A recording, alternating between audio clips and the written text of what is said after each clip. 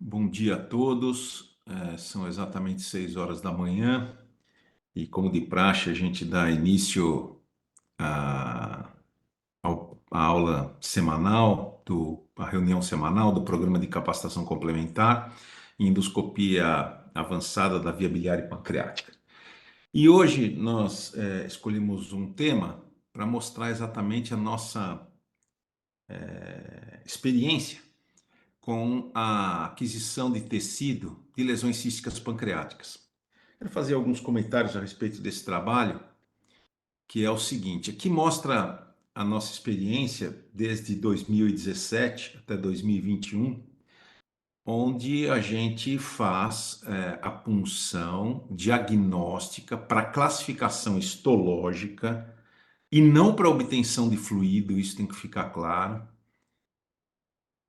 para que a gente possa tomar conduta, principalmente nas lesões císticas em que você não tem o diagnóstico apropriado. Ou seja, você faz um ultrassom, você faz uma tomografia ou até mesmo uma ressonância magnética, e essa ressonância magnética não confirma o diagnóstico ou de IPMN, ou de cistoadenoma seroso, de qualquer outra qualidade de cisto que possa ocorrer na glândula pancreática. Então, esse trabalho mostra exatamente a nossa experiência, que é uma experiência muito grande com esse tipo de procedimento, e vocês vão ver, né? Espero que o Filadélfio entre aí, porque eu acho que vai dar bastante discussão. Eu acho que realmente esse é um trabalho que a gente, quando mandou para o endoscopy, é muito engraçado, né? Porque vocês vão ver imagens aqui que até os revisores perguntaram se as imagens eram realmente nossas, ou seja, se as imagens dos cistos ou daquilo que o Fila mostrava era realmente nosso. Então eu quero mostrar esse trabalho para vocês, porque eu acho que é um trabalho muito importante. É um trabalho que não tem na literatura, ou seja, não tem absolutamente nada sobre aquisição tecidual, a não ser raros casos publicados de forma rara na literatura. Então, Guilherme, pode apresentar o trabalho, fique bem à vontade para que depois a gente possa discutir. Obrigado, professor.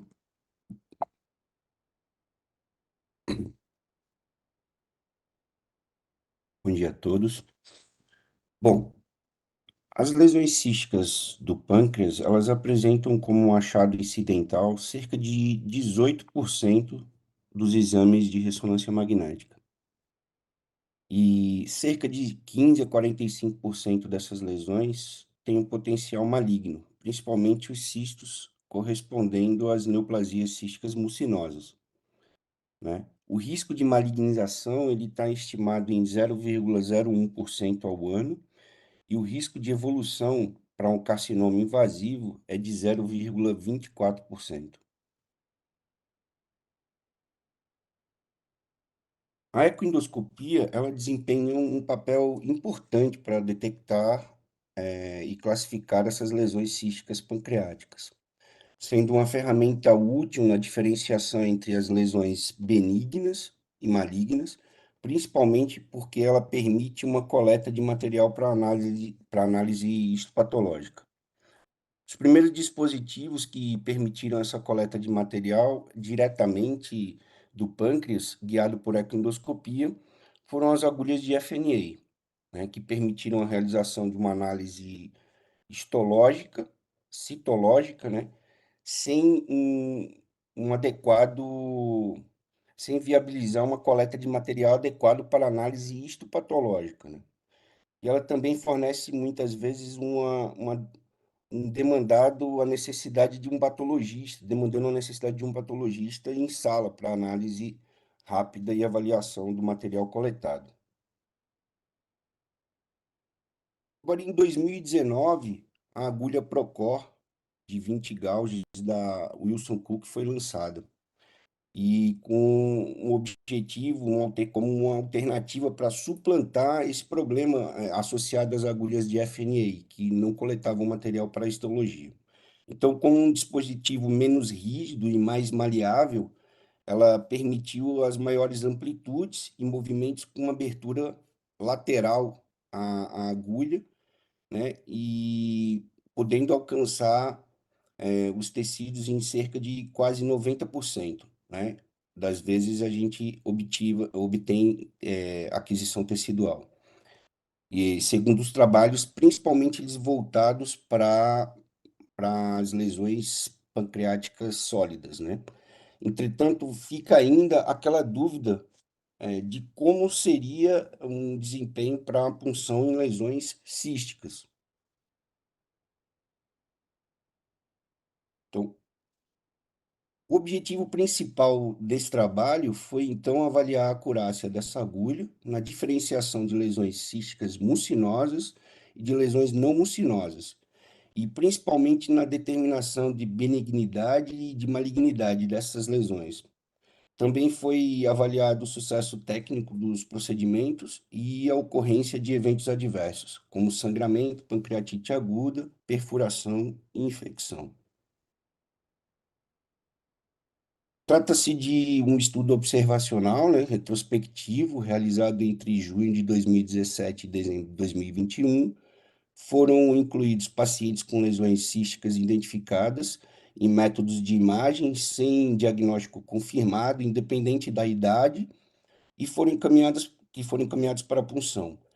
E aqueles com crescimento, lesões que apresentavam um crescimento maior que 5 milímetros em 2 anos, com CA19,9 elevado, ou história de câncer de pâncreas na família, história de pancreatite aguda de repetição. E foram excluídos os pacientes com os distúrbios de coagulação. Todos os exames eles foram feitos com um aparelho linear da Fujinon, um EG580UT e o EG580UT2, e todas as punções elas foram realizadas com a mesma agulha, foi a agulha Procor 20 gauges. E as lesões da cabeça ou processo uncinado do pâncreas, elas foram preferencialmente puncionadas pelo duodeno, e as lesões do corpo e cauda por via transgástrica. Durante as punções, procurou-se aspirar todo o conteúdo, né, do cisto e o material da parede do mesmo. Na presença de componentes sólidos, os mesmos também foram preferencialmente puncionados. Esse material obtido ele foi fixado em formol a 10% e foi realizada uma análise bioquímica com a verificação do CEA, amilase e de glicose. Bom, aqui nós temos a classificação histológica. No final, eu acho que o doutor Philadelphia vai comentar bem as imagens, mas nessas imagens nós vemos alguns dos resultados histopatológicos encontrados no caso do adenocarcinoma, né? O adenocarcinoma ductal pancreático, do tipo G1, nessa imagem, na letra A, na primeira imagem, o PDA G2 na segunda e o PDA G3 na terceira.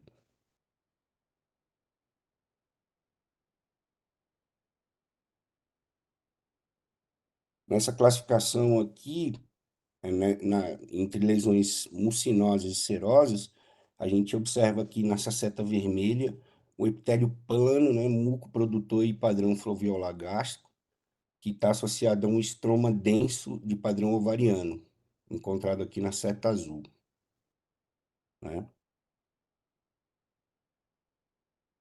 E o material obtido através das punções, ele permitiu a diferenciação dessas duas neoplasias, entre neoplasias mucinosas e não mucinosas, como o cistoadenoma seroso. Na imagem 1, é possível observar com nitidez o epitélio plano produtor, né? E nessa imagem 2, chama a atenção a essa bonita, o epitélio cúbico simples, com vacúolos, né, contendo glicogênio nessas setas vermelhas.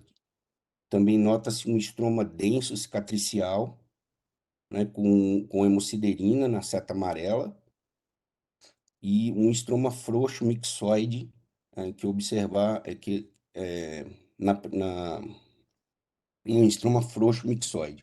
Na primeira figura, o estroma frouxo, na primeira figura, a imagem A, podemos observar o tamanho da agulha também.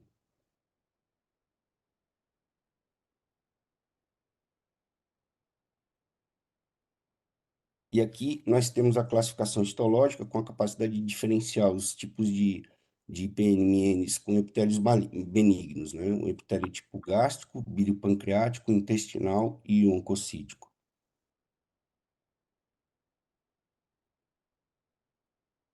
Nessa classificação aqui nós vemos um carcinoma invasivo, né? Aqui um IPMN com carcinoma invasivo, com positividade difusa do P53, e um elevado índice de proliferação celular, né? Nas imagens inferiores, observamos uma invasão identificada na distribuição e infiltração de áreas desmoplásicas pelo CEA e pelo MUC5A. Essas são imagens histológicas de uma neoplasia sólida pseudopapilar.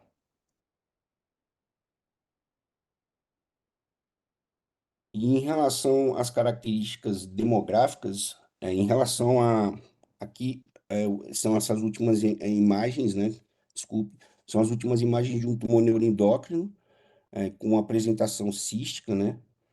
Do tipo G1 e com baixo Ki67.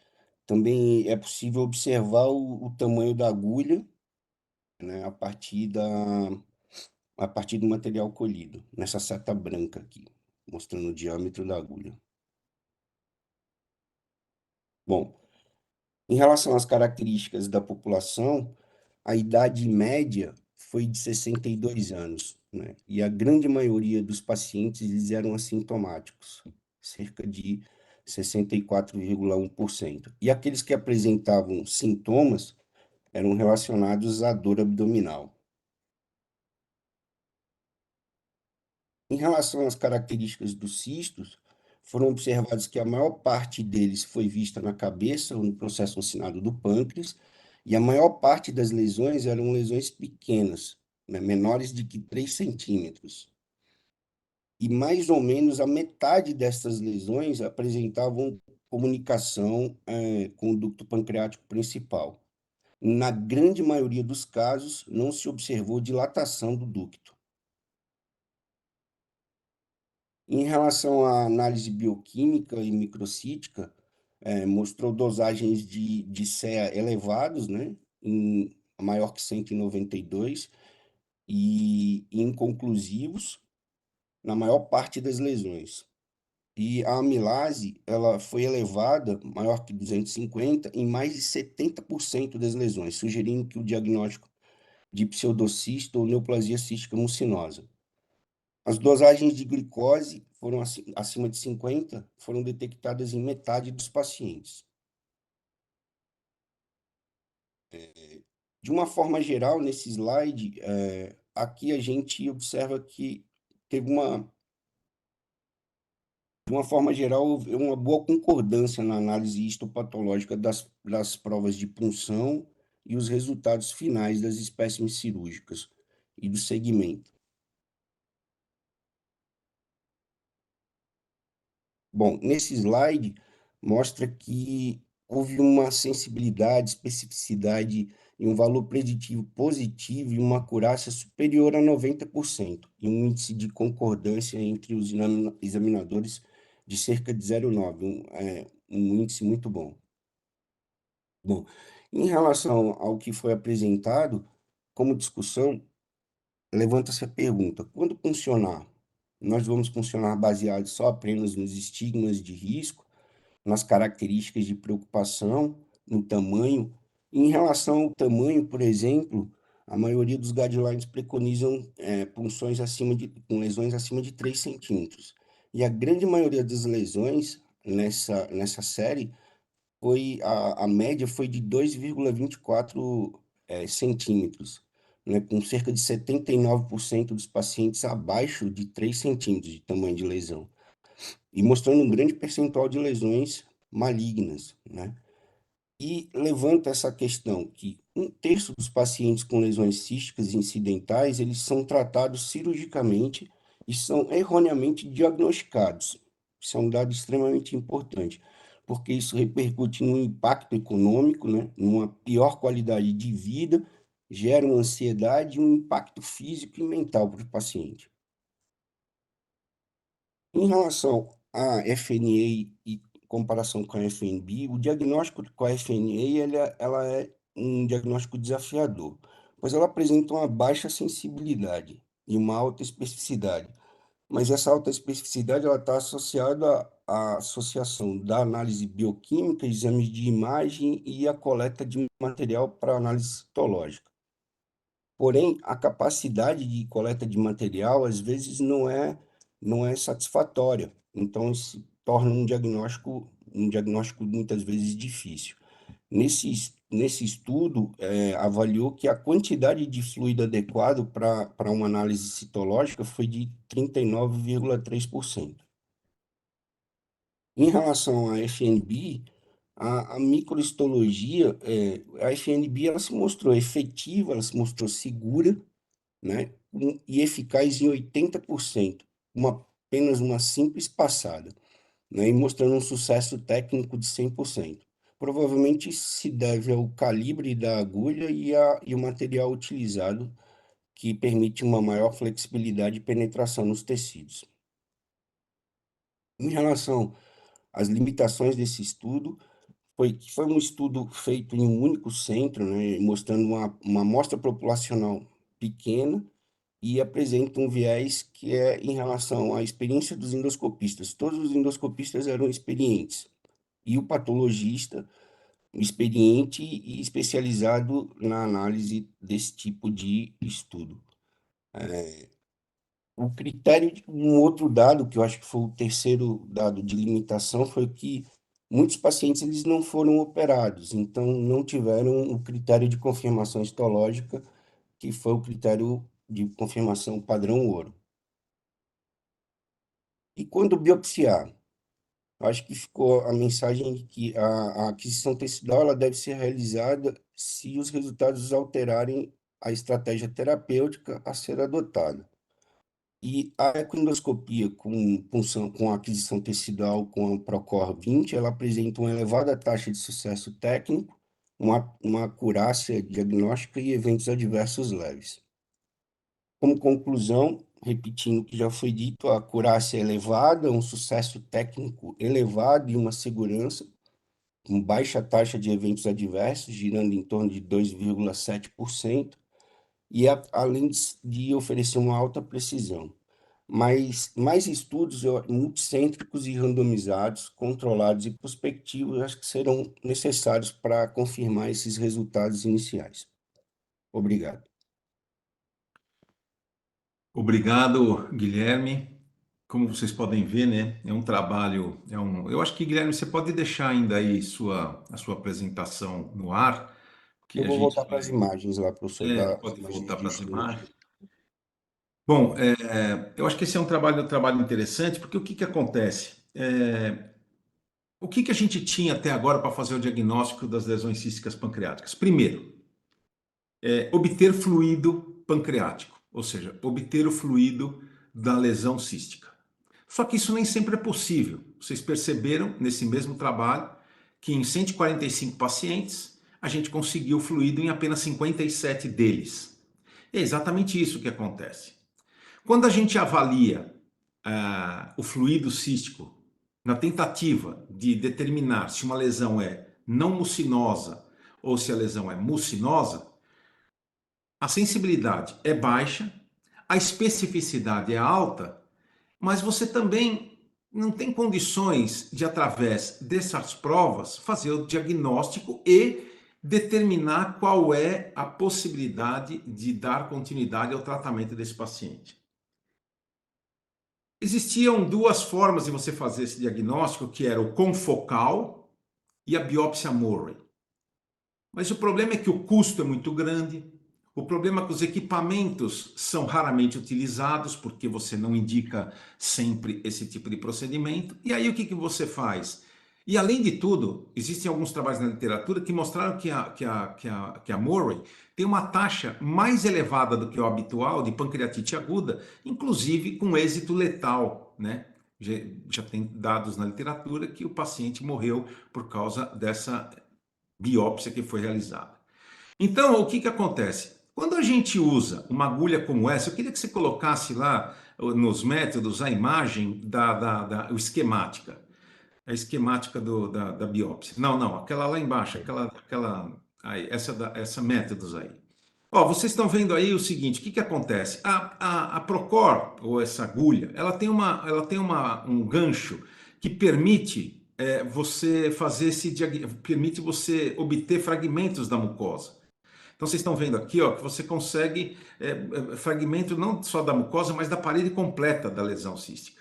Diferentemente de outras agulhas, onde a obtenção da biópsia é na ponta da agulha, ou seja, você com a Procor, que tem 20 gauges, ela tem um calibre que consegue aspirar o líquido e evitar, quando você perfura a parede do cisto, evitar que esse líquido extravase para a cavidade abdominal. Então essa é uma vantagem, esse é um racional inteligente para essa agulha. Diferentemente das outras agulhas que também obtêm material, que também obtêm tecido, mas que elas cortam na ponta. Então isso tem que ficar claro, ou seja, esse é um racional que está bem explicado em relação ao trabalho.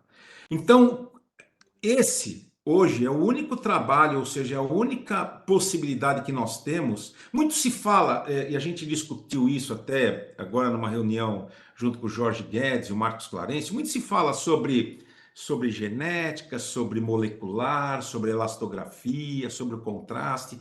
Mas, gente, todos esses procedimentos são procedimentos que não classificam as lesões císticas.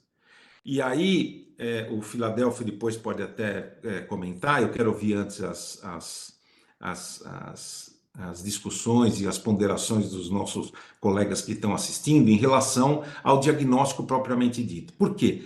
Porque quando a gente faz consultório médico, ou seja, quando a gente atende esses pacientes no consultório, antes de fazer a ecoendoscopia, esses pacientes vêm com uma dúvida diagnóstica muito grande. Já existem trabalhos na literatura que mostram que você aumenta a depressão, a ansiedade, entende? Esses pacientes às vezes têm até que tomar remédios para diminuir essa depressão. Por quê? Porque as lesões císticas do pâncreas podem malignizar. E vocês viram lá em torno de 15 a 45%. Então, essa é uma possibilidade simples para um país subdesenvolvido como é o Brasil, que é a realização desse tipo de procedimento para o diagnóstico de certeza de uma lesão cística.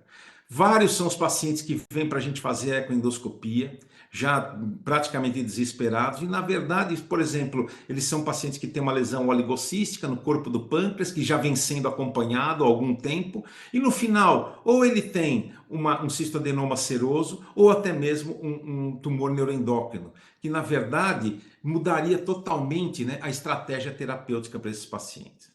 Então, eu acho que esse é um trabalho interessante, um trabalho que realmente a gente consegue fazer o diagnóstico.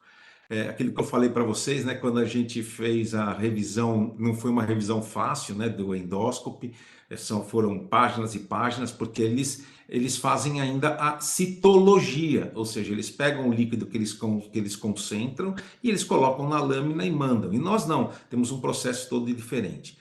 Então eu queria ouvir a opinião de vocês, eu queria ouvir o que vocês acham, se tem alguma coisa mais que a gente possa, inclusive, melhorar em relação ao trabalho. Eu queria ouvir o que é que vocês pensam em relação a isso, se quem faz ecoendoscopia já tem feito, se tem utilizado. Eu acho que é muito, muito importante esse feedback. Alguém quer falar alguma coisa? Fique bem, bem à vontade aí. Eu ia te chamar, Humberto, eu ia te chamar. Bom dia, bom dia a todos. Pois Bom é, você dia. demorou 3 segundos, eu falei assim: então eu O vou Jorge, o Jorge demorou muito para apertar o botão do tá gatilho e parecendo você já puf. aqueles programas de televisão, quem aperta o botão primeiro, né. Olha só, primeiro parabenizar você, o grupo aí, né, pelo trabalho. Não acho que o número de pacientes seja pequeno, para algumas conclusões ou levantar algumas questões importantes. Então, eu vou perguntar e vou querer que você ou algum dos participantes do trabalho, ou mesmo o Guilherme, que é participante relator aí do trabalho, possam me responder isso em ordem inversa. Então, assim, a primeira questão, assim, qual é o impacto, né? Ou esse trabalho é o início de uma avaliação do impacto do acompanhamento desses pacientes. Como você falou, causa ansiedade, custo, né? E sem definição, aqueles acompanhamentos de 2 em 2 anos, a maioria das lesões, como vocês mostraram, são lesões em torno de 20 milímetros, com comunicação com o ducto pancreático. Então, um percentual grande foi de IPMN de ducto secundário, correto?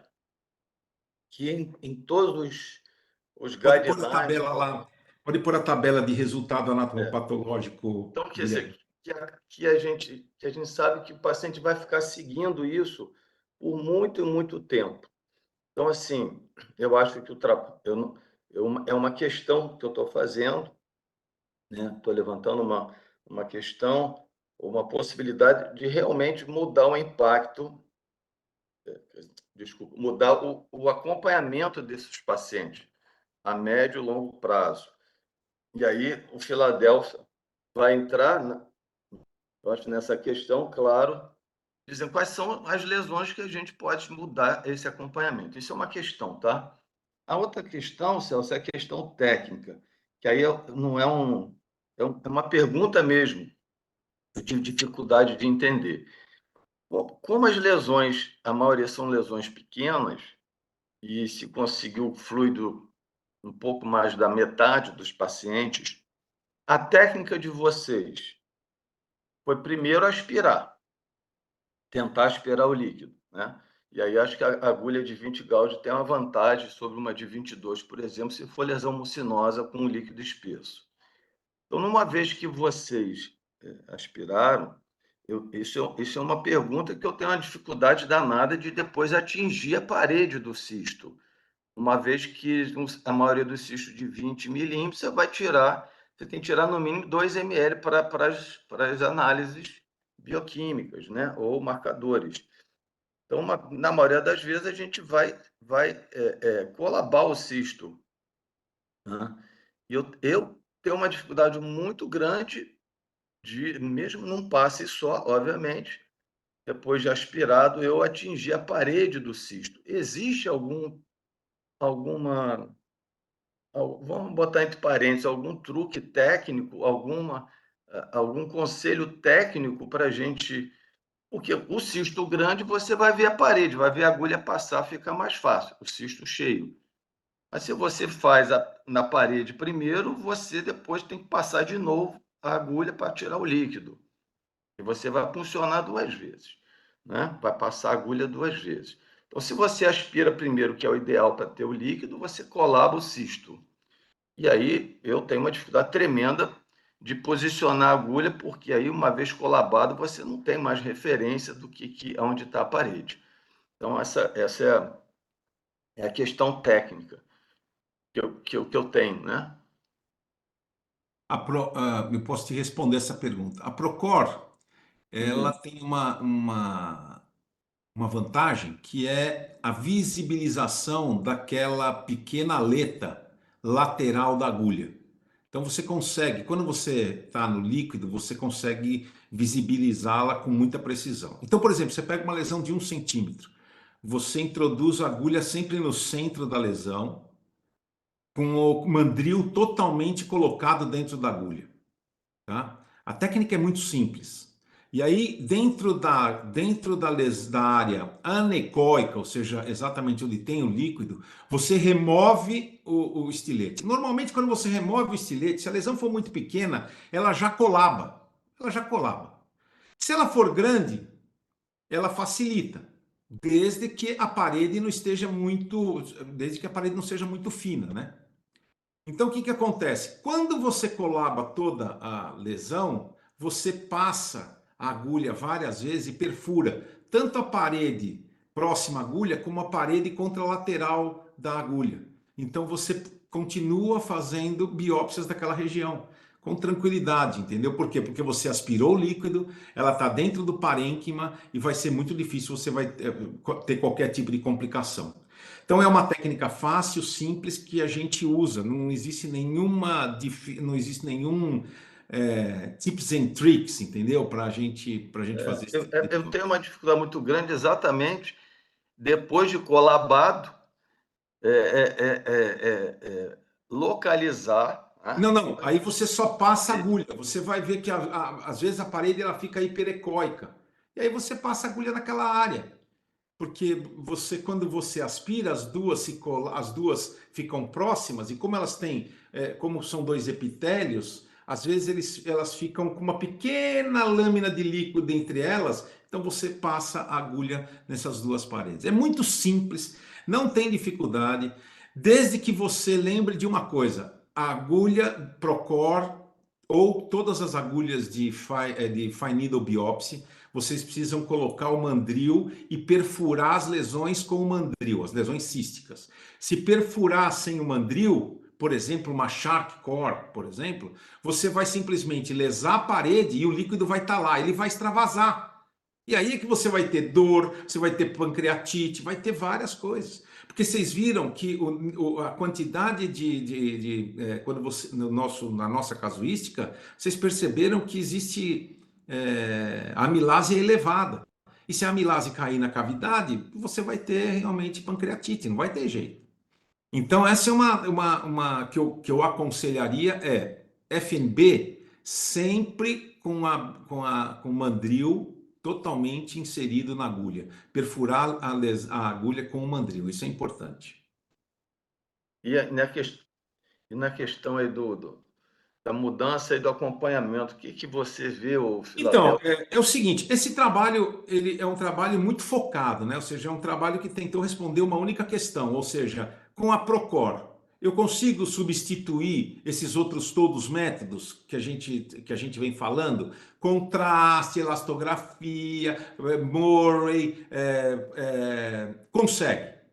Consegue. E com vantagens. Desde que você faça exatamente isso. Ou seja, você colete o material e, além de coletar o material, faça microhistologia. O Filadélfia depois pode falar um pouquinho a respeito da microhistologia. Eu acho que é um ponto fundamental, ou seja, isso é muito importante. Por exemplo, nós, no nosso serviço, nós nunca fizemos uso nem de Rose, nem de citologia. E nós temos resultados muito bons. Nós já temos um trabalho que foi publicado há muito tempo atrás com FNA em lesões císticas de pâncreas, onde a gente tem o impacto dessas lesões. E o impacto foi, inclusive, de mudança estratégica. Por exemplo, a maioria desses pacientes, aliás, quase todos, eram pacientes que vinham sendo seguidos por ressonância magnética ou por tomografia. Por quê? Porque eles imaginavam que se tratava de um IPMN. Só que durante a evolução, eles tiveram aumento de CA19,9, alguns deles experimentaram episódios de pancreatite aguda, outros contavam na sua história que tinham parentes com câncer de pâncreas. E aí o que aconteceu? E também aqueles que a tomografia não sabia dizer se era um cistoadenoma seroso, se era um tumor neuroendócrino, ou se era um cisto linfoepitelial. Você mesmo aí já pegou cisto linfoepitelial, que na verdade ele estava sendo acompanhado, não se sabia se era um IPMN, se não era. Então, isso é que é muito importante, ou seja, o impacto é muito grande. Nesse nosso trabalho que já foi publicado, que eu até aconselho vocês lerem, ele teve um impacto de 72 a 80%, ou seja, 80% você mudou. Por exemplo, quando você, por exemplo, em uma lesão pequena, faz um diagnóstico de um câncer, esse paciente tem que ser operado. Então, a mudança de um impacto muito grande. Mas esse trabalho em especial, ele não avaliava isso, tá? Ou seja, não avaliava.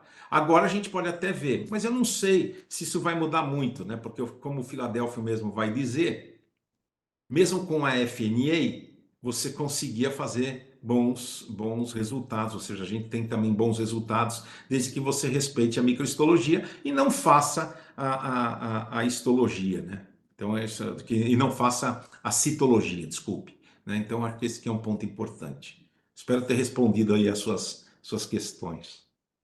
Assim, desculpa aí, viu, Não, Guilherme? pode falar. As lesões que vocês funcionaram foram todas ou só que entraram naqueles critérios que você acabou de falar, a história de câncer pancreático, crise de pancreatite, ou vocês funcionaram todas as lesões que giravam em torno de 2,5, Não, não, não, 2,5. não. Não, não, esquece tamanho. Nesse Tá. trabalho aqui a gente Não, não sim. viu Não, absolutamente nada de tamanho. tá. Então você. Nós já temos, inclusive, nós já temos um outro trabalho, que é o trabalho, a tese de doutorado da Débora, que mostra exatamente isso. Tudo que a gente faz aqui é baseado na nossa experiência, porém através de publicações, ou seja, a gente tem levantado os nossos dados e mostrado que realmente, por exemplo, quando a gente aplica os critérios, quer seja de Fukuoka 2017, da AGA e do coisa, a gente erra demais. Entende? A gente erra demais. É Então, exatamente isso. tanto que você vê que agora saiu o novo guideline de Kyoto, que mudou muito pouca coisa. Mudou muito pouca Mas coisa. exatamente essa é a minha pergunta, quer dizer, que nos Exato. guidelines, se fosse pelos guidelines, você não teria praticamente funcionado Não, com a grande isso, maioria isso, dos inclusive pacientes. me perguntaram por que que eu não usei os guidelines, e eles me perguntaram durante a revisão, por que que eu não usei os guidelines? Eu falei, porque eu faço clínica. E eu vejo, a maioria absoluta dos pacientes que estão aí são pacientes de consultório. E o que que acontece? São pacientes que vêm desesperados para mim, que querem saber o que que eles têm. E eles têm o direito de saber o que eles têm, desde que você explique para eles que você vai fazer uma punção. Pode ter sangramento, pode ter hemorragia, pode ter pancreatite aguda, pode ter infecção, e o cara pode até morrer. Ele pode até morrer de uma. Eu já puncionei muito na minha vida. Né? O nosso grupo tem muita punção. Nunca tive nenhum óbito por causa da punção. Mas existem relatos na literatura. Isso pode acontecer. Agora, se o paciente sabe de tudo isso, a família sabe de tudo isso, eu vou te falar uma coisa. Eu estou plenamente convencido que você tem que ter o diagnóstico. Eu não tenho muita dificuldade em relação a isso. Agora, Doutor Humberto. a última intervenção para o Filadélfia. Uma lesão dessa puncionada que deu um IPMN de ducto secundário, sem displasia, sem nada. A gente mudaria então o acompanhamento, poderia espaçar mais o acompanhamento. Não, isso é uma outra questão, Humberto. Isso é uma Tá outra bom, questão. tá Isso é bom, uma outra questão. tá bom. Não dá para a gente responder baseado neste trabalho esse tipo de Tá bom. assertiva, entende? A É uma única coisa questão. que a gente tem que focar é o seguinte: existe hoje uma possibilidade de fazer um diagnóstico preciso, desde que você faça uma coalizão entre o médico ecoendoscopista e o médico patologista. Perfeito. É isso que é importante. Isso é importante. Alô, Fala, bom dia. Marcos. Bom dia. Bom dia a todos aí. Parabéns pelo trabalho e a apresentação. Esse trabalho mostra, Celso, o que a gente vê no dia a dia, né? Que a gente está fazendo mais PAF, mais punção, né? E eu vejo, o que eu vou falar aqui, eu já falei algumas vezes, que o grande diferencial da endoscopia é a possibilidade de fazer uma punção segura. Você tem mais vivência do que eu, punções. O número de punções que você já fez na vida certamente é 3, 4 vezes mais do que eu já fiz. Agora, eu te confesso assim, eu nunca tive um problema maior com punção. Isso porque a gente precisa ter uma rotina na técnica, né? Então, se você faz a técnica de maneira adequada, se livrando dos vasos, né? Essa questão do mandril, Celso, é uma coisa interessante você lembrar, né? E você até já comentou que teve situação que você não usou o mandril e deu problema na agulha. É interessante para os mais jovens.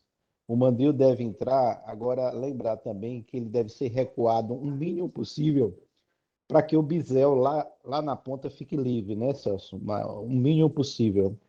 Porque às vezes o mandril ultrapassando o bisel fica difícil de entrar no ponto-alvo.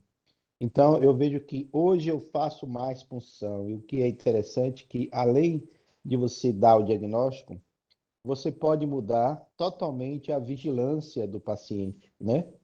Então, aquele cisto que era preocupante, na verdade, era um cisto inflamatório, seroso. Então, tem que ver também que a vigilância pode ser mudada, né? E o grande diferencial em relação à ressonância, que cada vez mais tem uma imagem bem definida, bem detalhada, é a possibilidade de punção, né? Eu acho que com boa técnica, os cuidados devidos, é difícil ter problema. E sempre dividir a questão dos eventos adversos com o paciente, com o familiar, que isso pode acontecer, né? Então, punção guiado por ecoendoscopia é algo seguro. Façam mais, que isso ajuda muito o paciente, não só definir a, o diagnóstico, mas também tirar ele de uma vigilância, às vezes neurótica, né? De um cisto que é seroso, de um cisto que é inflamatório. Então, eu continuo fazendo muita punção, ok? Ok. Jorge, Bom, além dos comentários já feitos pelos colegas, eu devo dizer que o trabalho é muito elegante, as imagens estão excelentes, né? Com essas imagens de patologia, o trabalho fica muito, muito interessante mesmo. Buscando assim a cientificidade, né, do trabalho já, né? Não estou mais falando, acho que o Celso já respondeu o que é que o trabalho visa esclarecer. Ele não está falando de prognóstico, ele não está falando de história evolutiva, história clínica, o que está vendo é se a agulha ou técnica é capaz de fechar um diagnóstico.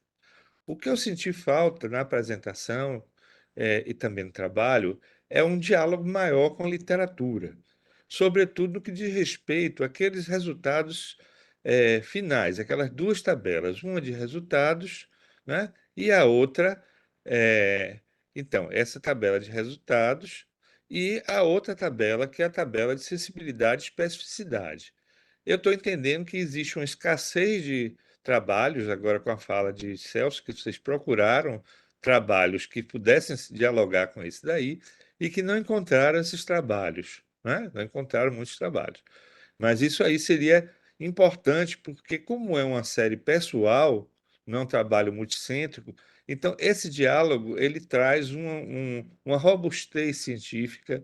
Eu estou entendendo que o trabalho já está aprovado para publicação, mas se eu fosse um revisor, eu pediria isso, entendeu, Celso? Não quer foi o dizer que, que o trabalho seja foi o que ruim. foi pedido, Jorge. Foi o que foi pedido. Mas, infelizmente, a gente só tem casos isolados na literatura, ou seja, relatos de caso. Ah, foi feito o diagnóstico de um cistoadenoma seroso com a fine needle biopsy. Não tem Entende? nenhum trabalho focado na aquisição tecidual de lesões císticas pancreáticas. Perfeito. Então, Nenhum. então, tem inclusive ineditismo aí no caso, né? Um trabalho com Então, ineditismo que é muito só quero pegar o seu importante. gancho e fazer um comentário. Nós Sim, mandamos esse trabalho para o endóscope, mas como é um trabalho que não segue os parâmetros mundiais de se realizar citologia para as lesões pancreáticas, eles foram mais ou menos umas 4 páginas de PDF, para você ter uma ideia, de críticas ao trabalho. 4 páginas, porque esse é um trabalho totalmente inédito, não há na literatura absolutamente nada igual e eles não aceitaram publicar no endóscope. Por quê? Porque ele está contra o status quo científico da literatura, da qual a gente já fala há muito tempo. Depois o Filadélfio vai até comentar, para vocês terem ideia de como foi difícil a correção e a passagem. Para você ter uma ideia, esse trabalho demorou 7 meses para ser aprovado. Eu só imagino. queria saber, viu, Celso, os americanos também fazem isso, viu? Só fazem biópsia com 3 centímetros. Eu acho que não. Não, mas não é questão não foi a questão, Marcos, não foi a questão do tamanho da lesão. A questão foi exatamente essas imagens aí. Eles chegaram a perguntar se essas imagens eram nossas ou se as imagens eram de livro. Ah, meu Deus do céu. É a outra questão, né? Naquela tabela de resultados, você pode apresentar, por favor, Claro, Vitor? por favor, põe lá. Esse último grupo aí do não diagnóstico, né? Que parece que esse último grupo foram o grupo, deixa eu ver aqui, cicatricial, exudato é macrofágico, é? Macrofágico. Exatamente, um exudato macrofágico que E não está lá conseguimos fazer o como o diagnóstico. diagnóstico final também como zero. Quer dizer, foi zero mesmo, quer dizer, não se conseguiu nem com base nos critérios outros de diagnóstico clínico e de imagem e ou cirúrgico, fechar esse diagnóstico Não, aí esse desse. diagnóstico aqui, o zero aqui é o seguinte, foi fechado o diagnóstico, mas eles estão aqui em cima, entendeu? Aqui tem 145. Por quê? Porque todos esses pacientes, todos eles sem exceção, foram operados. Ah, entendi. Então, Certo. aí, alguns deles eu tenho uma outra tabela, que é uma tabela complementar, que mostra que, por exemplo, desses 6 negativos, Ah, foram três ou um cistoadenoma mucinoso. Tá aqui, ó. Dois dos negativos foram, 52 foi feito o diagnóstico pela histologia, dois foram negativos, eram dois IPMNs, um cistoadenoma mucinoso. Tá vendo? Três IPMNs aqui, ó, certo, malignos, entendeu? Que a certo, gente não certo. conseguiu fazer o diagnóstico, tá? Ah, entendi.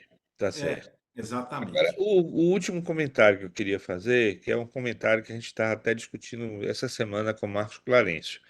Primeiro, para a clínica é fundamental a biópsia e o diagnóstico. Eu acho que vocês mostraram para a gente aí com esse trabalho que, primeiro, líquido não se consegue, não adianta se frustrar porque não teve líquido, porque foi exatamente a situação clínica, Celso. Uma paciente nossa que veio de outra colega, né? E quando chegou o resultado, primeiro, a colega questionou a paciente por que que não tinha sido feita análise do líquido, mas com material histológico, olha lá.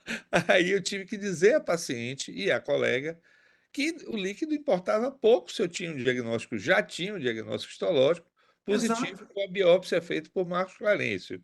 Então, essa foi a primeira questão, né, discutir se o líquido era indispensável, essencial, etc. Então, a gente teve que dizer, olha, não, mas confie e tal, usar da confiança pessoal, né, porque era um paciente de outra gastroenterologista. A segunda questão diz respeito ao laudo do nosso patologista, que a despeito de ser claramente dizendo que era um cisto, um IPMN não maligno, com displasia de baixo grau, ele não teve assertividade suficiente no laudo para tranquilizar essa outra colega nem a paciente.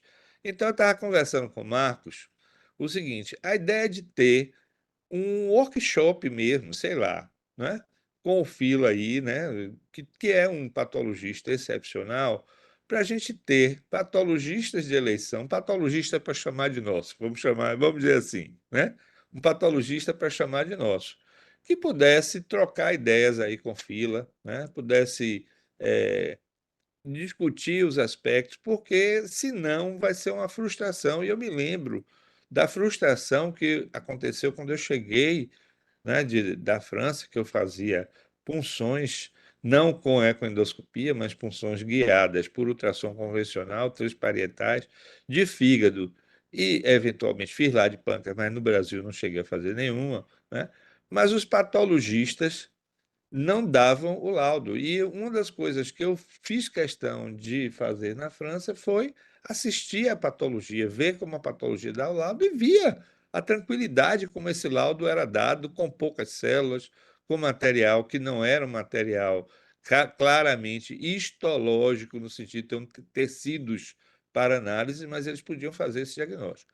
Então, eu acho que a questão do bom patologista ela é essencial e para a gente não ficar na choradeira eterna de que não temos isso e podermos avançar nessa ideia, né, a gente tem que pegar e ver como é que a gente vai qualificar, pelo menos, os jovens patologistas que estão em formação, para que eles possam ter imagens tão boas quanto essa e ter assertividade nos laudos. Porque nada pior do que um laudo inseguro, né, em cima do muro, né? Olha, Eu acho que pior do que o laudo inseguro é não fazer a punção. Isso é Jorge, o pior de tudo, é o mais frustrante. Jorge, eu queria, só bem rapidamente, depois eu quero deixar o Filadélfio falar, porque eu acho que o Filadélfio tem muita coisa para falar, mas Jorge, eu quero discutir uma coisa aqui com você. Põe naquele diapositivo lá da tabela de sensibilidade, especificidade, por favor. Ó, Jorge, se você olhar aqui, Não há nenhum trabalho na literatura que use contraste, elastografia, genômica, é, biologia molecular, que faça o diagnóstico de diferencial de neoplasia mucinosa versus neoplasia não mucinosa, com uma sensibilidade de 92,6%, e principalmente na identificação de malignidade, como você está vendo aqui, com uma sensibilidade de 92%. Apesar de nós termos tido seis ou sete pacientes, volta um pouquinho na tabela, Guilherme, mas eu acho que a tabela mostra ali oito casos que a gente não conseguiu o diagnóstico. Então, para você ter uma ideia de como a gente fez esse diagnóstico, até hoje, o nosso grupo não teve nenhuma pendenga, por exemplo, por complicação, quando eu digo pendenga, uma pendenga jurídica, algum problema que a gente possa ter tido. Essa é a nossa experiência real, fruto da nossa experiência real, ou seja, nenhum paciente que o Filadélfio deu como negativo e que depois apareceu um câncer, por exemplo, muito rapidamente, 1 mês, 2 meses. A gente tem acompanhado esses pacientes. Então, por exemplo, os pacientes com cistoadenoma seroso, a gente nem acompanha mais. Entendeu? Não tem por que acompanhar. Esses pacientes com pseudocisto pancreático, pancreatite crônica, linfangioma cístico, são casos que a gente tem que fazer o diagnóstico, porque a gente evita que esses pacientes fiquem fazendo ressonância magnética. E até agora nós não tivemos nenhum tipo de problema. Isso é muito importante, ou seja, no follow-up. Porque a gente sabe que se tiver realmente um erro diagnóstico, ou seja, se a gente cometer um erro diagnóstico, a gente vai ter problema. Isso é uma verdade, não tem o que falar. E também se a gente tiver uma complicação. Eu já tenho colegas aqui, porque eu faço parte do CRM, de colegas que fizeram punção e que tiveram complicações, e que estão respondendo a problemas judiciais. Então, acho que esse é um outro ponto que a gente discute, mas que eu acho que é um ponto importante também. Só mais um último comentário. Volta lá na tabela de sensibilidade e especificidade, por Pode favor, pôr, Guilherme. por favor, pode pôr. Então, quando a gente trabalha, isso não são valores inerentes ao teste, né? Esses valores, sensibilidade e especificidade, eles dependem da prevalência na amostra e da probabilidade pré-teste. Então, Exatamente. qual foi a prevalência de câncer na amostra, né? É isso aí que se sua prevalência de câncer ela foi menor do que a maioria dos casos de literatura, maior do que a maioria, esses valores de sensibilidade e especificidade, eles podem não ser tão positivos assim. Então, esse Perfeito. é um aspecto técnico do ponto de vista de publicação, não é? Que a gente precisaria conhecer a probabilidade pré-teste, né, desses pacientes, e você tem a probabilidade pré-teste, sensibilidade, especificidade, e a partir daí você calcula se o teste vale a pena ser empregado, se não vale. Então, isso Volta, agora a ingeriria. gente pode voltar. Eles fizeram essa pergunta também, Ah, ô pois não. Jorge. Então, Volta, por favor, Guilherme. Se você olhar nessa tabela, você vai ver que nós tivemos 14 pacientes com IPMN maligno, tá? uhum. Mais 8, 9, 10, 11 pacientes. No total foram 24 ou 25 pacientes com malignidades. Que é uma De taxa alta, mas se justifica porque eram casos problema, não eram casos que. Exatamente, exatamente. Não, mas também tem o seguinte, está dentro das taxas de literatura, que está em Pronto, torno, tá em perfeito, torno de 15% a 45%. A gente tem que ver que na literatura a faixa é muito alta, 15% a 45%. Então, perfeito. estava totalmente dentro do diagnóstico Parâmetros de pré-teste. literatura. E ele, Ok. e ele, entre aspas, segundo a análise estatística, ele pode ser aplicado à população, entre aspas, geral. Só que tem Certo. um erro aí também, viu? Eu vou te falar que mesmo quem fez a revisão do trabalho não analisou. Foi o seguinte: eles fazem essa taxa de malignização de 15 a 45%, eles se baseiam única e exclusivamente na ressonância magnética, na suspeição do IPMN. Entendi.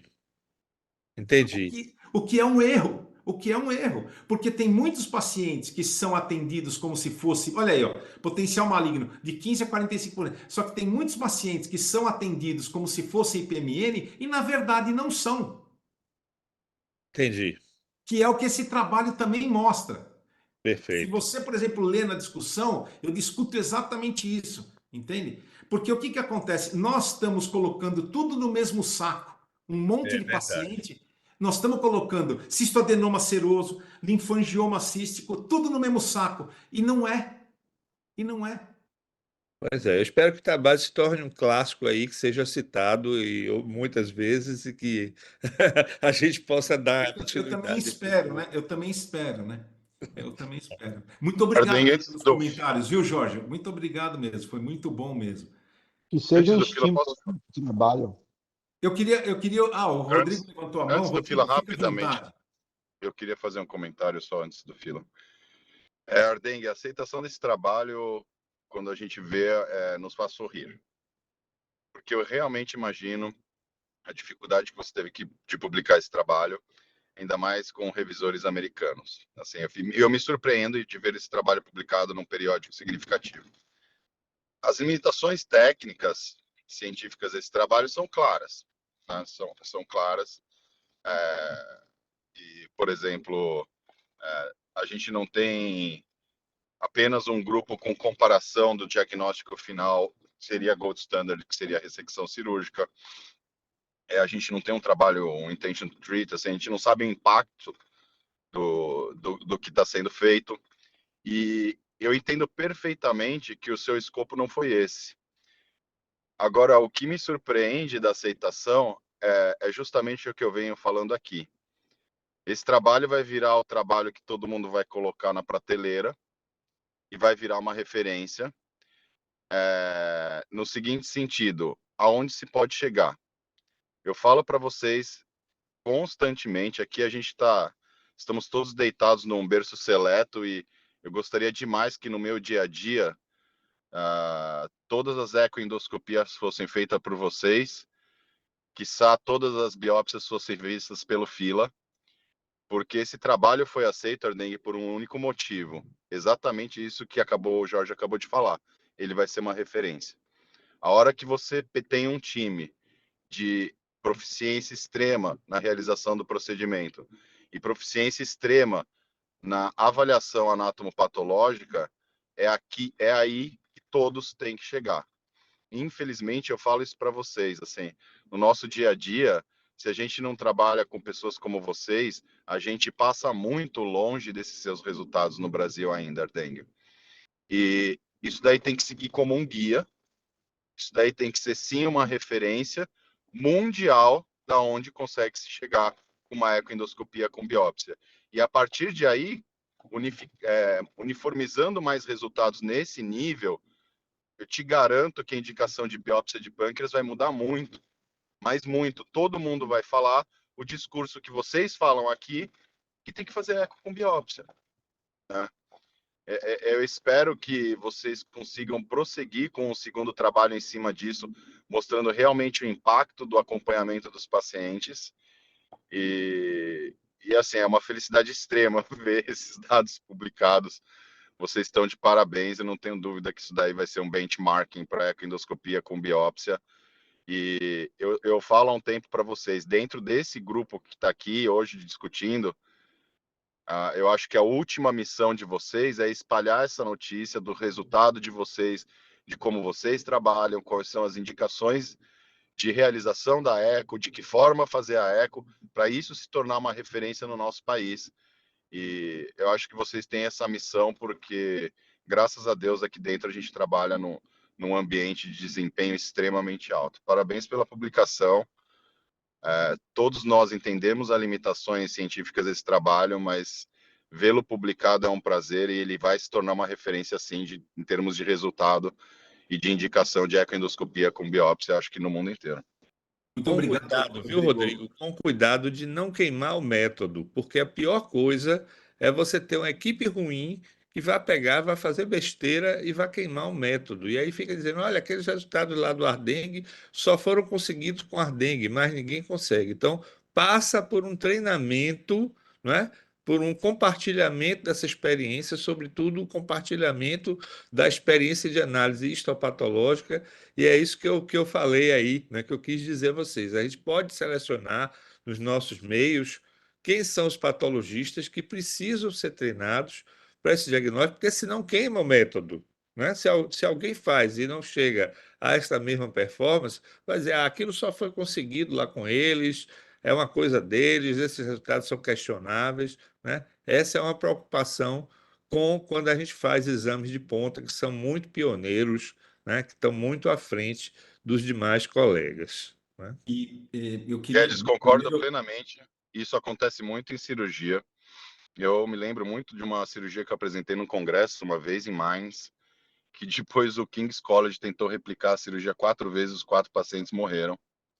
Mas eu lembro que quando eu mostrei essa cirurgia no congresso, eu falei, esse daqui foi um caso extremo e que talvez eu tenha tido até um pouco de sorte no resultado final. Concordo com você. O que me deixa feliz, tá, em termos dessa publicação, é que eu sei da ética desses dados e acredito na ética desses dados. O que acontece muitas vezes também, Guedes, eu vejo isso demais em cirurgia, inclusive no nosso ambiente, são resultados falsos, tá? São resultados mentirosos, com dados inventados, e todo mundo se encoraja, os tolos se encorajam de fazer aquilo, e os pacientes morrem, porque os resultados não são verdadeiros. Acho que pelo menos a gente parte aqui de resultados sólidos, verdadeiros, mas concordo muito com você.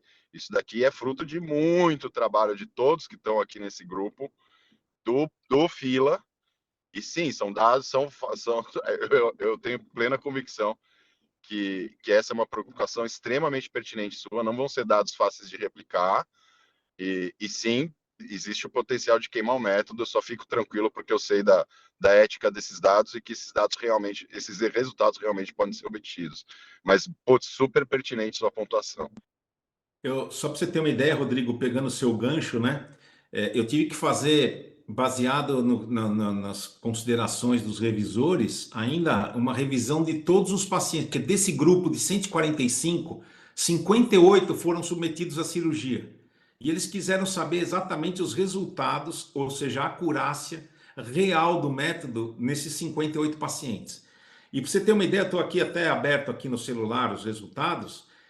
A acurácia total para fazer o diagnóstico nos 58 doentes operados, ela foi de 90%, ou seja, 52 pacientes se conseguiu o diagnóstico contra 58, ou seja, baixando, né, baixando o resultado de 92 aproximadamente para 90%, ou seja, realmente isso é importante. Agora, o que você falou, Rodrigo, e o que o Jorge também falaram, mais uma vez agradeço muitos comentários, acho que são extremamente frutíferos esses comentários, é que a gente trabalha junto, eu e o Filadélfio, há não mais, não menos do que desde 1997, 98.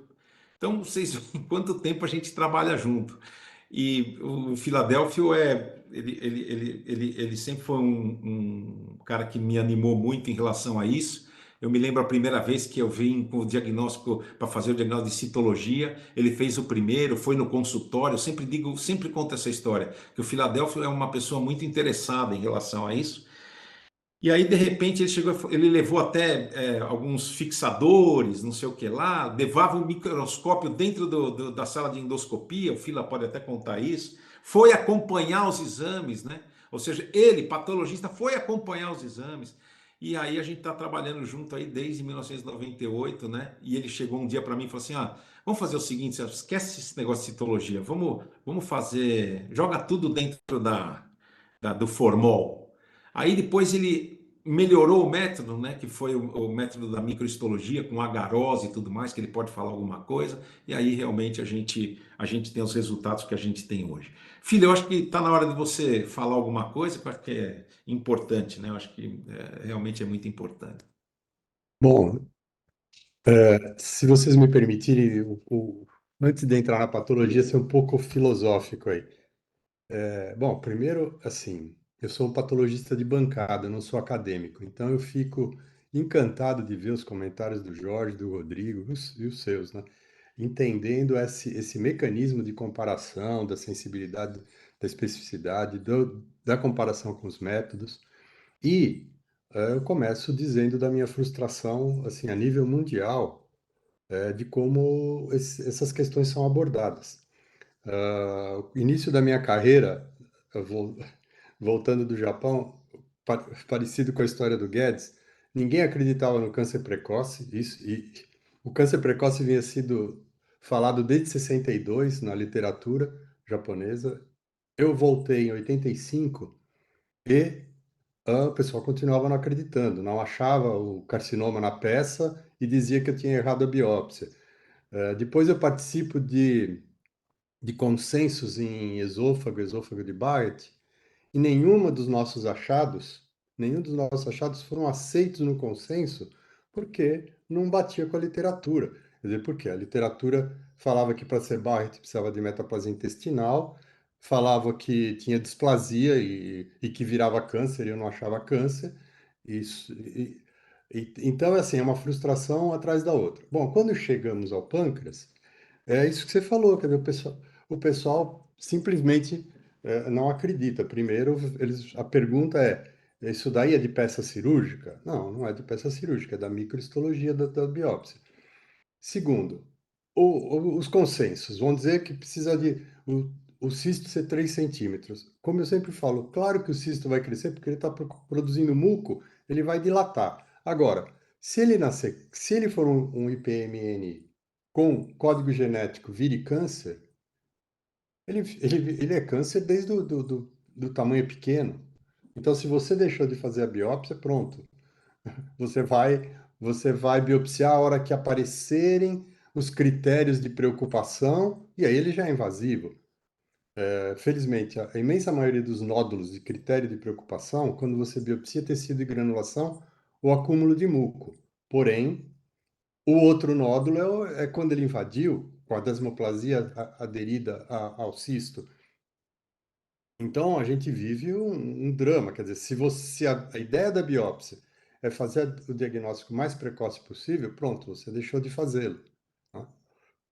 Como é a mesma coisa para o estômago, que a lesão intramucosa é chamada de adenoma, claro, tem 3% de metástase linfonodal. No cólon, você fica por pólipo, a transformação e a lesão alvo para um adenocarcinoma virar avançado é a lesão deprimida, que não é o pólipo, e a lesão deprimida vira avançada muito mais precocemente que no estômago, você não tem tempo para isso.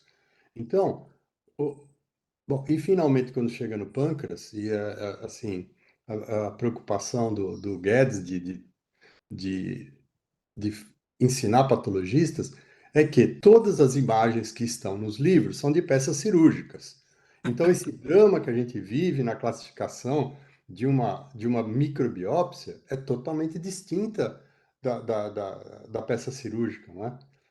Então, a peça cirúrgica tem um monte de material, tem várias variações, e o que aparece no livro são sempre fotos, eh, assim, muito, vamos dizer, clássicas para um patologista, principalmente de formação ocidental, e que não transporta este achado da peça cirúrgica para a pequena lesão. Então, a peça cirúrgica, a microhistologia, ao contrário era assim, né? A, com a biópsia endoscópica, você falava qual era a floresta a partir de uma árvore. Na microhistologia, você fala como é a floresta a partir de uma pequena moita, de uma folhagem pequena, né? Então, essa transposição é que tem que ser feita. E essa é a grande dificuldade, Guedes, de eu passar essa informação para os patologistas jovens, porque ou é exclusivamente ocidental, ou porque é exclusivamente baseado na peça cirúrgica, ou porque eles vão direto para a imunistoquímica e agora, às vezes, eventualmente para molecular.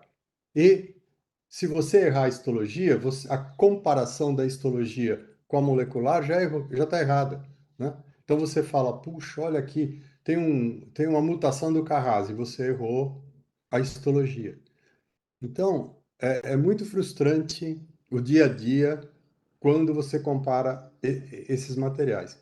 E, conforme o Celso começou a contar historicamente, em 97, 98, 99, quando aumentou muito o volume, eram agulhas finas. E nós sempre fizemos histologia e sempre os resultados foram Bons. claramente negativos, ou mais que negativo, inconclusivo. Quer dizer, inconclusivo, acho que eu tive muito pouco o caso.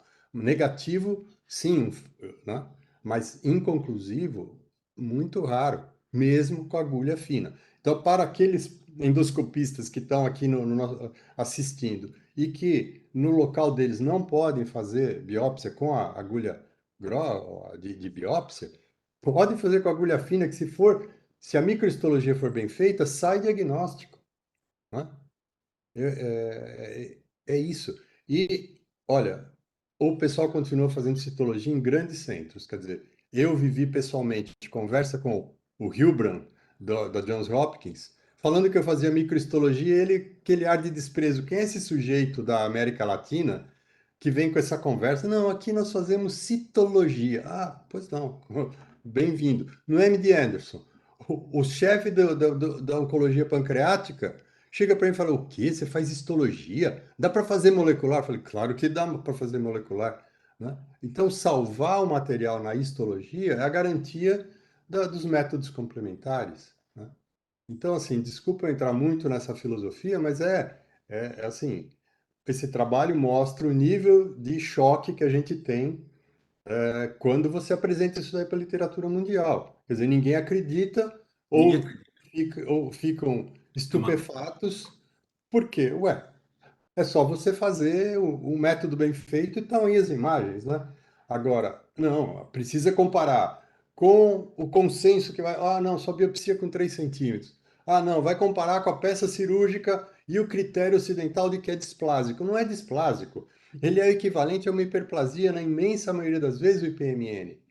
Ele não é neoplásico. Se você vir a chamada displasia no IPMN, mesmo que leve, isso é câncer. Entendeu? Ele é um câncer intraepitelial, mas é câncer. Quer dizer, não pode ter alteração neoplásica maligna, mesmo que pequena ou leve. Os graus de neoplasia são infinitos. Ela pode ser leve ou muito anaplásico. É neoplasia igual, vai invadir, né? Então, esse é o dia a dia da frustração, assim, de você não conseguir ter esse nível de conversa com quem vai julgar os seus achados. Segundo, você não, assim, olha, eu trabalhava num laboratório enorme, com um movimento absurdo, e pouquíssimos patologistas conseguiram acompanhar isso daqui, mesmo eu estando lá, né, é, tentando fazê-los lidar com isso. Claro, consegui alguns, mas frente à possibilidade de desenvolvimento dessa técnica, eu fazia 30 casos por dia de biópsia ecoguiada. Eu não consegui transportar essa experiência para os jovens, assim, no nível de continuar fazendo isso até hoje, nesse detalhamento. E, infelizmente, eu não sou acadêmico, quer dizer, quando eu vejo essa- essas observações do Guedes, do Celso, do Rodrigo, eu falo: puxa vida, como seria legal se eu conseguisse também ser isso aí, né? Mas é assim, a minha vida é predominantemente de frustrações frente à forma de lidar com a patologia e a lesão precoce, né? Desculpa se eu me estendi na Ardengue, filosofia. Não, Se por tiver tranquilo, alguma favor. Rodrigo. Acho que ia falar pergunta, alguma coisa. Obrigado pelos comentários, se Fila. por acaso tiver alguma dúvida técnica, aí eu estou à disposição Pila, no assunto. patologia é treinamento de olhar, é treinamento de olhar. Eu tive na minha formação vários momentos de interlocução com patologistas e eu vi como a gente treina o olhar, né? Então, isso é um treinamento que as pessoas precisam estar, primeiro, permeáveis a fazer, como você falou, porque se elas se aferram a paradigmas anteriores, elas não vão conseguir. Então, a gente tem que pegar e selecionar realmente pessoas jovens, né? Mostrar que isso é possível e esse trabalho vai permitir que a gente faça isso com mais precisão, porque vai mostrar que temos material, as imagens são muito bonitas, as imagens são excelentes, já como você falou, até dúvida se não, né, se não foram tiradas de peças cirúrgicas. E aí, quando a gente mostra isso, a gente pode motivar os jovens aí a fazer. E demais, eu acho assim, quer dizer, os trabalhos acadêmicos, né, fora de conhecimento puro, né, eles se baseiam nisso mesmo, se baseiam e devem se basear na prática clínica e trazer resultados para a clínica. Porque senão a gente fica muito na repetição, matando o rato ou fazendo trabalho experimental, né, que não leva a absolutamente nada e gastando dinheiro que deveria estar sendo investido em situações e problemas que tragam respostas clínicas. Então, eu fico muito feliz que você seja realmente um patologista de bancada. O, Dengue, me o, permita uma Rodrigo, quer provocação. falar alguma coisa? Só um pouquinho, aí você já fala, Fila. Fala, Rodrigo. Vila, não vou conseguir me segurar em te provocar numa pergunta. É, é, quando a gente fala valor em saúde, tem um conceito que se chama pertinência. Pertinência é binário, é 0 ou 1. Ou você tem pertinência no que você está fazendo e a partir daquilo tem valor, ou 0 não tem valor algum. Frente a esse trabalho publicado pelo Ardeng, com esses resultados, essa taxa de complicação, frente ao que você acabou de falar sobre diagnóstico, biópsia, você considera, frente ao que você acabou de falar, que essa publicação do Ardeng, que enquanto a gente não tiver Só uma coisa, viu, nossos... Rodrigo? A publicação é dele também, viu? Ele tá junto. Sim, sim, tá, desculpa, perdão. Enquanto a gente não tiver dentro dos nossos protocolos de tratamento para lesões císticas mucinosas pancreáticas, uma revisão do momento de indicação de ecoendoscopia e incluído nesses protocolos anatomia patológica por aquisição de tecido por ecoendoscopia, a gente não vai poder falar de efetiva pertinência no tratamento das lesões císticas pancreáticas pelos nossos protocolos. Quer dizer, a gente vai ter que rever a indicação de eco. E dois, acrescentar no protocolo anatomia patológica, ou se enquanto isso não acontecer, a gente efetivamente não está entregando o melhor para os nossos pacientes. bom, primeiro primeiro falar do Guedes, que quando eu fui fazer o estágio de patologia em transplante hepático em Birmingham, o patologista falou uma frase muito legal lá para mim que eu guardo até hoje, que patologia é mais arte que ciência. Então, o teu olhar precisa ser diferenciado. E você precisa estar permeável a isso, primeiro. Segundo, quanto à pertinência, ah, o patologista eu acho que é uma psique à parte. A minha formação é cirúrgica, né? Então por isso que eu fui assistir o Celso a biopsiar, fui assistir os endoscopistas, procurei ver muita imagem endoscópica. Quando eu estava em Birmingham, eu entrei num transplante hepático como segundo auxiliar. Quer dizer, então a minha formação é cirúrgica. E eu sei da importância de entregar o melhor resultado para o paciente. Eu vi no Japão, o pessoal pratica patologia do primeiro ao sexto ano da faculdade e depois na a residência lá que é chamada doutorado de 4 anos, também patologia. Mas não é olhar, é pôr a mão na massa. Então, o cirurgião põe a mão na massa, o endoscopista, o radiologista, então são patologistas. Então, essa falha da formação é impressionante. A outra coisa é por que que não existe a segunda opinião no Brasil? No Japão, a segunda opinião é muito comum, os caras são brilhantes e têm segunda opinião, e o pessoal lida com isso na maior tranquilidade. Não é ofensa, ninguém se sente constrangido, humilhado, nada disso. Então aqui nós temos, primeiro, a não formação, segundo, esse orgulho, esse orgulho próprio de não compartilhar a sua dúvida, e terceiro, a questão financeira, o pagamento dessa segunda opinião, né? Então, nesse conjunto, a gente deixa de entregar o melhor resultado, sem dúvida. Mas isso daí não é só no pâncreas, eu venho falando isso daí desde sempre. É o neo precoce do estômago, é o neo precoce de cólon, é o Barrett que não vira câncer na proporção dita, e a gente vive isso desde que eu tinha 30 anos, né? Então, e não muda, parece que só piora, né? E é isso, você fica preso a uma convenção. Claro, eu acho que precisa ter critérios, mas esses critérios é o que o Celso mostrou. Ué, eu chego aqui para dizer o que eu faço e eu sou questionado. Ó, ninguém está disposto a rever rever o conceito do consenso, né? Ué, tem uma informação dizendo que pode ser diferente e é proibido fazê-lo? Né? Que história é essa? Né? Exatamente. Bom, o consenso, agora o novo consenso de Kyoto, ele já abriu uma porta, né? Ele colocou a ecoendoscopia num outro patamar. Nós vamos discutir isso, acho que na semana que vem, se Deus quiser. Mas eu acho que realmente o consenso está mudando, mas está mudando vagarosamente, né? Uma coisa que a gente já fala há muito tempo. Eu queria saber se alguém tem mais algum comentário. Bom, se Se ninguém tem tiver, mais nenhum. Opa, fala, não, Humberto, se quer alguém falar tiver, alguma coisa? porque eu não falei praticamente da técnica. Se alguém tiver Por alguma favor, dúvida em eu acho relação que a você isso, pode falar da técnica, eu acho que é eu não importante. sei se eu não sei o que o pessoal gostaria de ouvir aí, mas se Sequência de análise, fila, por favor.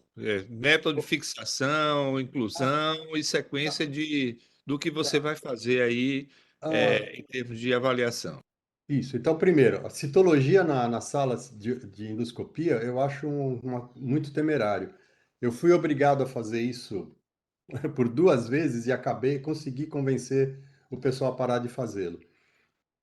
No que você encosta esse microfragmento na lâmina para fazer um imprint e fazer a citologia, você já estragou quase todo o material. Para descolá-lo e o tempo que ele leva para fazer isso, já digeriu. Primeiro você estraga o material. Segundo, imagine que você está frente a uma pancreatite obstrutiva após um câncer ou uma pancreatite autoimune. A alteração citológica pode confundir muito com tumor. E aí você dá positivo e não é positivo. Né? Ou você fala, puxa, tem material, né? Tem material para o exame seguinte. E a hora que chega no exame definitivo, não teve mais material. Né? Então, primeiro, acho que não fazer isso. Segundo, deixa fixando no formol. O ideal é sempre mais que 12 horas, mas como o material é pequeno, é fino, ele vai fixar rapidamente.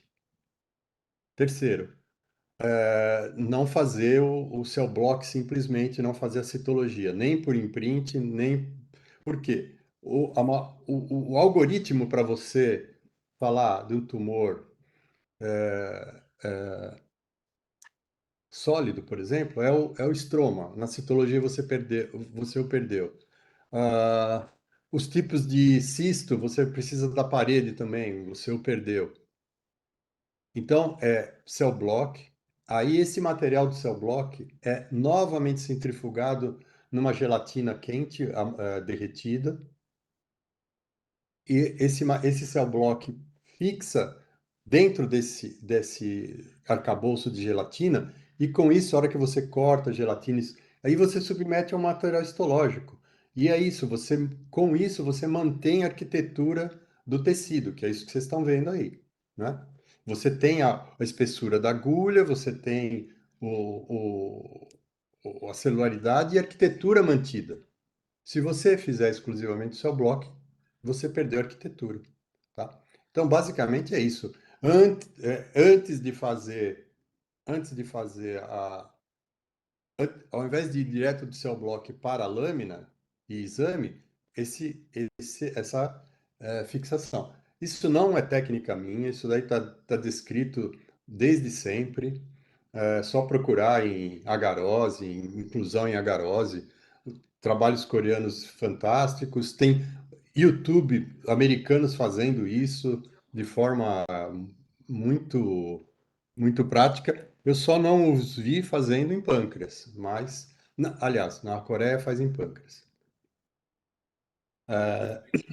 Existem umas descrições de um material gelatinoso para incluir, caríssimo, que não cabe no orçamento do Brasil, não precisa ser isso, pode ser a gelatina mesmo, baratinha, né?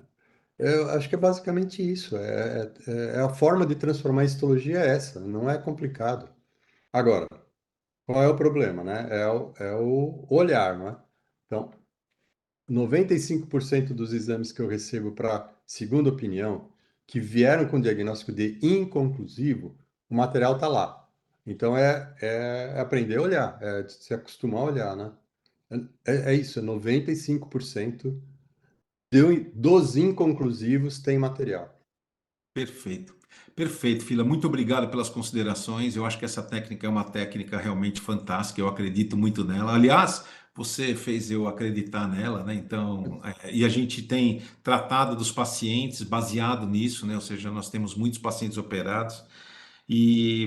Jorge, eu quero complementar dizendo para você que realmente não é fácil, não é fácil mesmo a gente ter esses resultados, mostrar esses resultados para a comunidade científica. A comunidade científica sempre achando, né, que realmente isso a gente sofre mesmo, que nós somos, entre aspas, macacos do terceiro mundo, né? Ou seja, pô, como é que os caras conseguem ter resultados muito melhores do que eu aqui no MD Anderson ou eu aqui no John Hopkins, né? Essa é a grande verdade mesmo. Mas eu vou ser bem sincero para vocês. Eu faço clínica, eu atendo esses pacientes no consultório. Hoje eu tenho um grupo que é composto pelo Otávio, pelo João, por muitos médicos, né? Pelo próprio Eloy. E eles fazem biópsia tanto de lesões sólidas quanto lesões císticas com a Procor.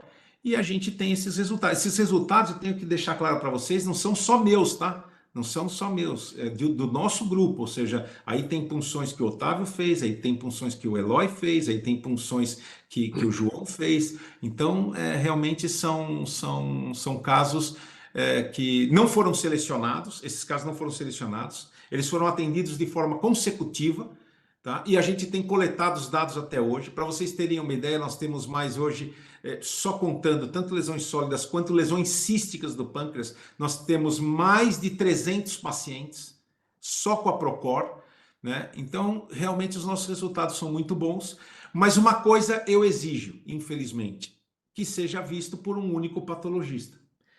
Eu acho que, além de tudo, ter o tratamento do material, ou seja, nós tratamos o material, depois o Filadélfia até me ensinou, falou, Celso, se você puder tirar o formol, então aquele formol cheio de sangue, eu tiro, eu deixo única e exclusivamente a minhoca mesmo.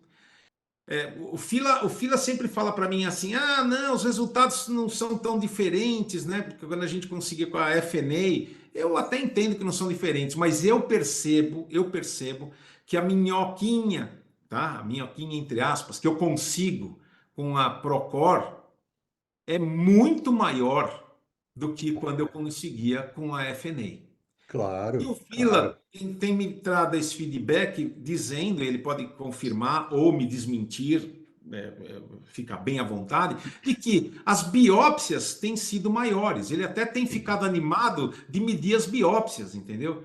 Então nós temos biópsia aí de 0,5 de 5 milímetros, né? 6 milímetros, 7 milímetros.